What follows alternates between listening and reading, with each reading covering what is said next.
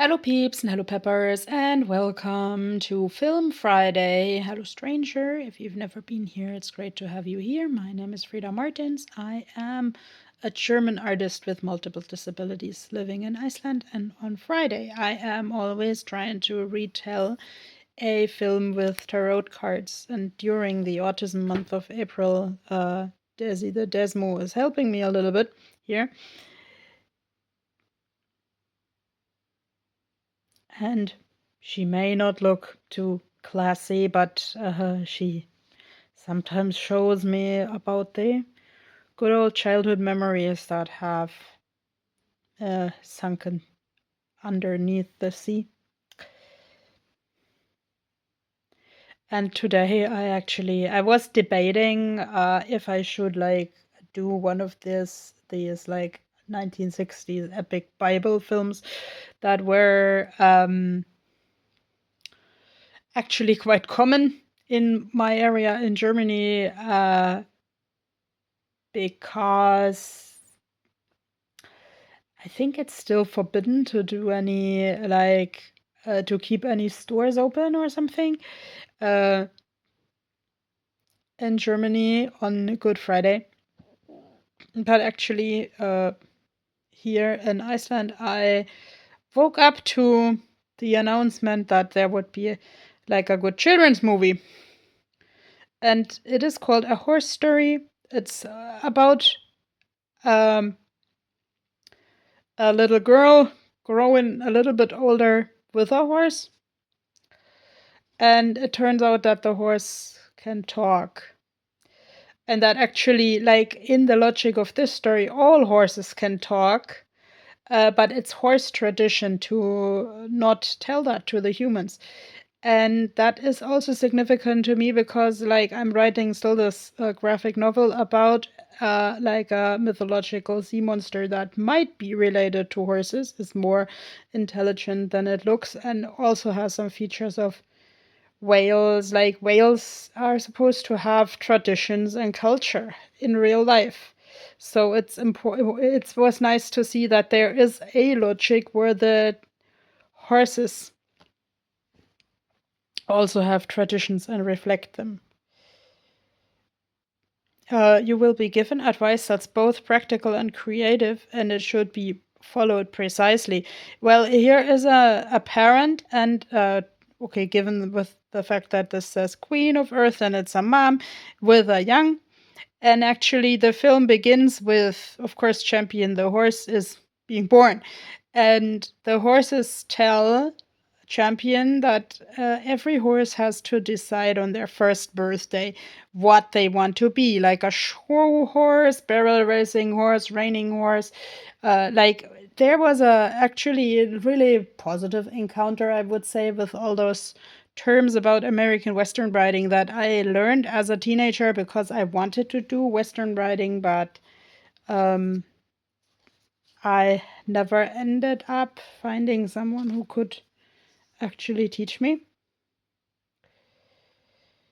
Um, and well, the entire story is about Champion not knowing what he wants, so that makes him a little bit like me again. And he actually is kind of naive and cheeky. And when he reveals to Monica that he can, Monica is the little girl, that he can speak, he also complains about a lot of things. The challenging things are coming to an end, and you can now breathe a sigh of relief. I would say The Horse Story is a very benign movie. No violence, not even someone who wants to like steal the horse, like in all the stereotype horse movies, and also actually no not this old stereotype that the horse is shipped off to slaughter the moment you forget about its existence for 5 minutes. Like, let's say, one horse film from the 80s that has touched me a lot is Primo Baby. I will explain that next week if there's interest. And I mean, like, there the girl goes out on a date like for once without telling anyone, and then the horse is already in the slaughter facility, and that's just I think not nice. I like the approach better in the horse story that the parents they seem actually pretty young and pretty flexible. Um, tell the young girl always that a horse is a big responsibility and she has to take that responsibility, but they are also willing to school her in this responsibility and shoulder this responsibility with her. Firefly. Take time for contemplation, to retreat and go within, be a beacon for others. Like, yes, I think those parents are a beacon for Monica. They teach her values without like really exaggerating them. They don't know that Champion can talk. They never push Monica into selling the horse, even though it has a certain value and there are like interested people. The path to spiritual enlightenment, like one description on the internet of the film reads like, as Champion finds his path, Monica also finds her own path. She says she wants to be a vet, like because she really wants to care for the animals, even though she also has other interests, and she has this very innocent love interest. Okay, the seahorse here. Okay, this is at least some horsey animal. I picked this deck because I know there is a horse in there. And I thought so we might at least have a faint chance that the horse appears. But yeah, it's important to make a detailed plan before starting any new endeavor. Actually, it's one of the points of the movies that there is no detailed plan, and the seahorse reminds me of a frog prince. Like, of course, a frog prince is like, of course, kissing the frog can be real love or can be fake love, but there is none of the drama with fake love because the young boy, his name is Billy. I mean, the film is from 2016, and they are the. I think Billy was already a name where some people go chuckling and give that some racy connotation, but this Billy is actually a very nice boy, a very honest boy who makes an effort to show up for Monica and show up for Champion. So I actually am really happy that we have seen a drama-free picture for a change. A wonderful opportunity related to your work or education. Of course, like when Monica trains Champion like harder, I mean, where should I begin the sentence? I enjoyed it actually in the movie that they said you can only ride horses from the point they are 3 years old. It's my understanding with Icelandic horses, you kind of have to wait until they're 5 years old.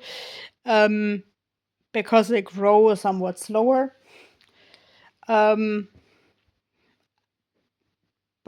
the point is, Monica learns to prepare Champion for halter class. That rings a bell from my old Western horse magazines. That's like just showing the horses like while you're leading them. So they also came in multiple shapes and sizes.